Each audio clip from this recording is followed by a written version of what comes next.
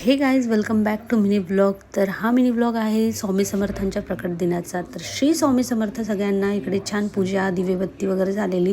दिवसभर जाते म्हटलं मंदिरामध्ये, पण गौरवचं ऑफिस असल्यामुळे जाऊ शकली नाही. तर सायंकाळच्या वेळेस जायचं प्लॅन म्हणला.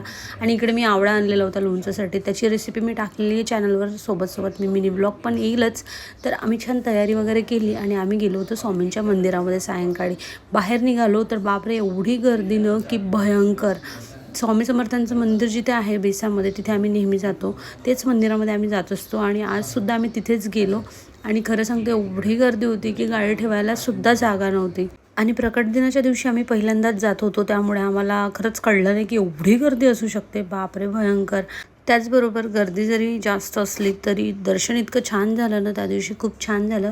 ॲक्च्युली आम्हाला दुपारीच यायचं होतं, पण गौरवच्या ऑफिसमुळे आम्ही लेट झालो आणि संध्याकाळच्या वेळेत आलो. इकडे LCDवर सगळं दाखवत होते की मंदिरातलं जे स्वामींचं वगैरे, आणि स्वामींना एवढं छान सजवलं होतं. खरं सांगते ना, खूपच छान मंदिर वगैरे सगळं आणि एकदम सुंदर दिसत होतं. तर चला भेटूया येणार नेक्स्ट मिनी ब्लॉगमध्ये. बाय.